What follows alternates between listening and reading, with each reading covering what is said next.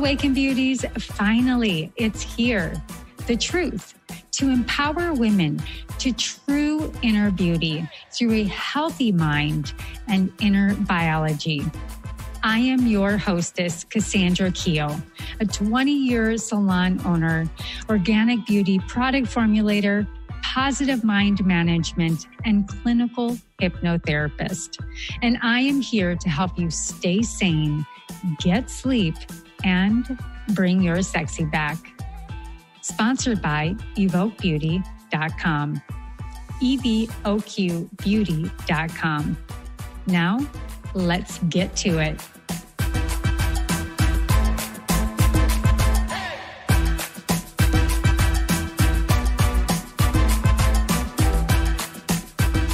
Welcome to the Awaken Beauty podcast. I am Cassandra, your organic beauty, positive mind management, and clinical hypnotherapist.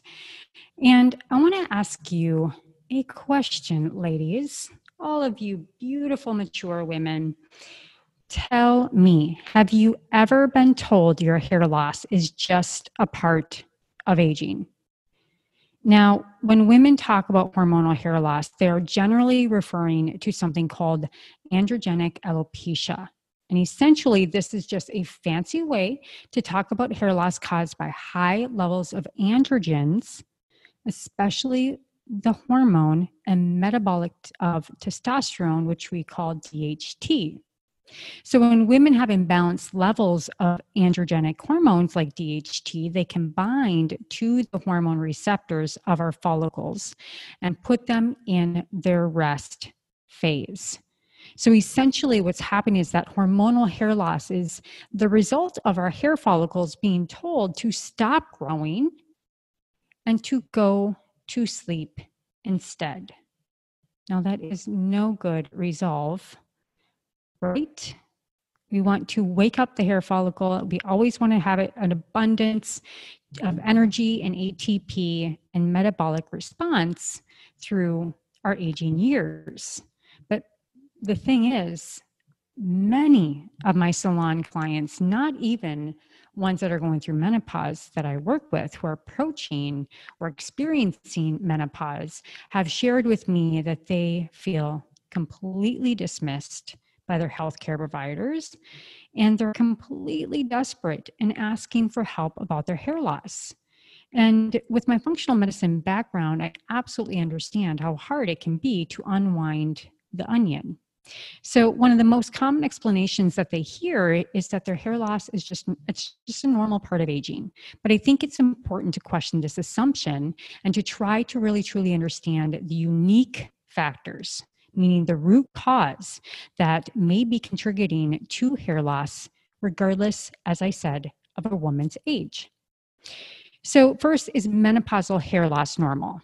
Or are there still root causes of inflammation that need to be addressed even in menopausal women experiencing hair thinning and loss?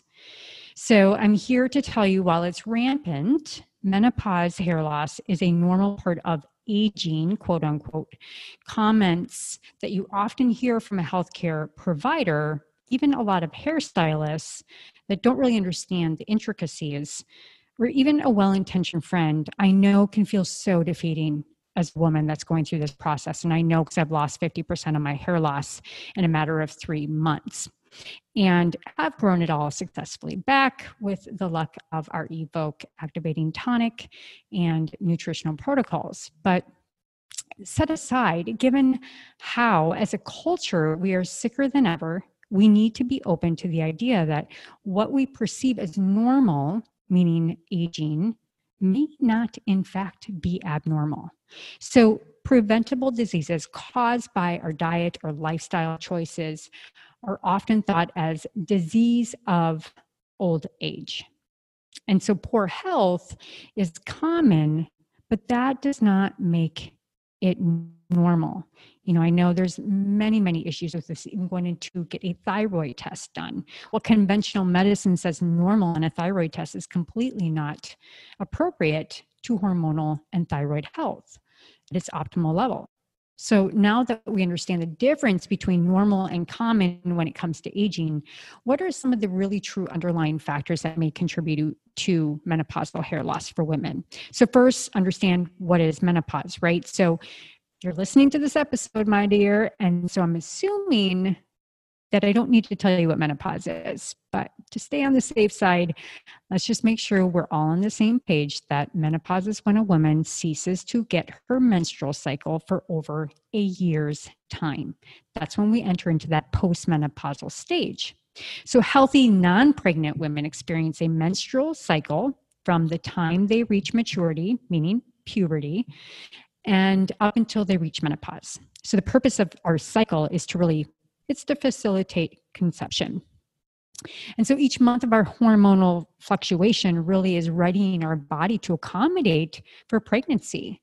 And the egg, if it's not fertilized, then we get our period and the lining of the uterus is shed, preparing for the cycle to happen all over again. So because the process of ovulating generates hormones, progesterone, and testosterone, when a woman reaches menopause, these hormone levels will naturally decrease. And often we see issues with osteoporosis with this as well. So we know that the hair growth cycle is highly sensitive to fluctuations in our hormone levels. So it's intuitively just that we naturally can make sense that our hair health would be impacted during our period or hormone changes. And however we want to view it, the influence of our hormone balance and imbalance really does come back to our circadian rhythms, our chronobiology, our rest and digest, our diet, our lifestyle choices. All of these things need to be acknowledged. And understanding what we can do to work with our bodies during this natural transition and support a healthy hormone balance for this next stage in our life is so key, my ladies. Hear me out, so key to promoting hair health in the perimenopause years and beyond, and even menopause and premenopause, because this is already going on at a younger and younger age due to environmental stressors. So let's talk about 5A reductase activity in menopausal hair loss. That's really what this is coming down to today and what I wanted to discuss. So our hormones are all interrelated along pathways in the stem from the hormone building blocks that are made from cholesterol. So for example, testosterone, it can be converted into another hormone called DHT by the enzyme 5A reductase. And even though DHT and testosterone are both androgens and considered to have, a masculine property, the DHT is really what we're looking at and really what we're wanting to break down and fully understand.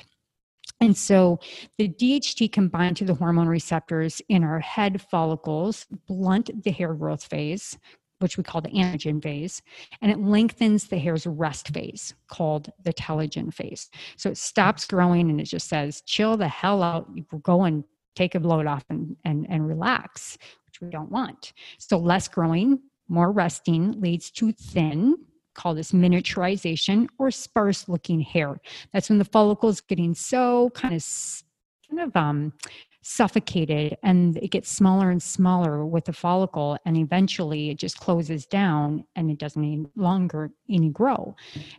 So, many women, see this in my chair often, are experiencing hair loss, find that they have normal or low blood serum levels of androgenic hormones like testosterone and DHT. So, the issue here is that the testosterone, the androgen, the DHT is more potent, and it binds to these hormone receptors and causes this die-off effect. And at the same time, it's really confusing, because if these are high, it's the fact that someone can be experiencing these symptoms of hormone-related hair loss with normal androgen levels, even though we're seeing the symptoms of what it does. So while it may be that there is another root cause driving the hair loss, it's important to really understand that blood levels of hormones do not necessarily reflect the tissue levels of those hormones. So listen to this. Tissues just like our skin and our hair follicles, can have androgen levels that are different than levels reflected in a blood test. So the enzyme 5A reductase that converts testosterone to DHT functions at a localized or tissue-specific level. Where 5A reductase activity is upregulated, the concentration of DHT will be higher and symptoms of androgens excess may exist. So when it comes to symptoms of hormone imbalance, such as hair loss, it's generally agreed that reducing serum DHT levels shouldn't be the focus for most women. Instead, we need to think about normalizing the 5A reductase activity to balance the tissues of DHT, the levels of DHT. Okay, so we should avoid overgeneralizing and say that the blood levels of hormones don't matter. And we see this in a lot of different areas. We're testing our hormones as well. So I love, the Dutch test, because we're really seeing the metabolic pathways. And so higher than optimal levels of androgens, like testosterone, could still be an issue in women where there's high tissue 5A reductase activity, because this may still help drive tissue levels of DHT. As always, it goes back to the root cause, because if we approach it, the why of the 5A reductase activity and why it's high, and then we look at what we can do to support it to bring it back into balance, is another or a bigger question and viewpoint that we should take. So one factor that is known to contribute to 5A reductase being high is insulin resistance. Now this is key, because insulin is a hormone that our body uses to carry glucose to our cells so that they can use it for energy. Hello, when I started this podcast, I said we need energy at the follicle to help resolve the miniaturization. So what we want to be is insulin sensitive, meaning that the insulin in our body produces while we are able to take care of the glucose we ingest. No problem, right? So when we become insulin resistant, that means what we used to be enough insulin, it used to be enough to carry the glucose, is now no longer enough. It needs more energy. You're spinning out. So even before insulin resistant rises to a degree that's considered clinically significant, it's important to have fasting insulin tested so that you can see whether your levels need to be optimized and insulin insensitivity addressed very, very early on in this process will really help diagnose the issues that occur with this fluctuation. Many factors, many, such as high carbs, sugar, refined sugars, sedentary lifestyle, stress, lack of sleep, toxins, nutritional deficiencies, all of these may be driving the insulin resistance, which in turn is able to upregulate 5A reductase activity. So although there are pharmaceuticals and alternative medicine treatments to block 5H or 5H reductivity, it's just simply a Band-Aid. And this is what a lot of these, even topicals and ingestibles do. And then it just comes back when you stop. So another factor that we may impact this whole 5A reductase activity is definitely stress. And not only do we see that stress can impair insulin sensitivity, but it chronically elevated the levels of stress hormones with cortisol potentially leads to very high 5A reductase levels. So 5A reductase doesn't just function to produce androgen, it's also the key enzyme that is needed, to clear that cortisol to keep levels with healthy range. Your stress mechanisms, we need the 5A reductase enzyme to reduce cortisol. So it's very important to note that chronic stress itself can lead to androgen production. Okay, so normally our adrenal glands contribute to roughly half of our total androgen levels, but when we are in overdrive all the time, it can increase the amount of androgenic hormones that are produced. Now, the primary androgen is DHEA, and its levels have been seen to increase during perimenopause through early postmenopause. And so we really want to look at DHT and high DHA levels. They could be possibly contributing to symptoms like hair loss as well.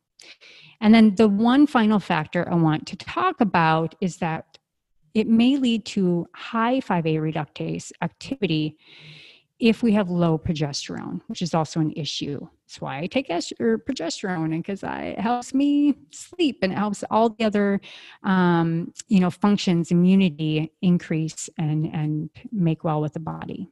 So, although much of the data that we have on this relationship has been derived from studies on impact that synthetic progesterone, called progestions, have on prostate cancer, DHT levels, progesterone, along with estrogen, is commonly viewed as hair enhancing. Now, I take a topical estrogen and internal progesterone that's natural.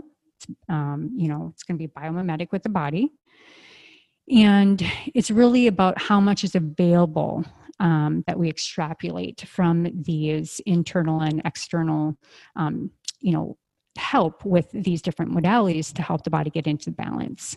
And so really you can see the intricacies of how progesterone, 5-HA reductase, androgens, all of this kind of comes into play. But the really big thing here is insulin and making sure that our body has the levels to have the energy to get the root of the issue out to the root of the hair so that it has abundant energy to have abundant hair growth. So it all goes back to getting to the root, healthy sleep, healthy diet, healthy stress levels. All of this all comes down to helping our hormones function incredibly well and do us good into our postmenopausal years. So that was a quick rundown. I hope you enjoyed it. I know it can be really confusing. I will follow up with the next one relating to estrogen. And until next time, stay sane, get sleep, and bring your sexy back. And feel free to reach out to me if you have any questions, because let me tell you, hair loss is one of my specialties. I love talking about it and figuring out how to resolve the issue. If you need a topical product, by all means, check out our activating tonic. That's 2 times more powerful than minoxidil at evoquebeauty.com. That's evoquebeauty.com. See you next time.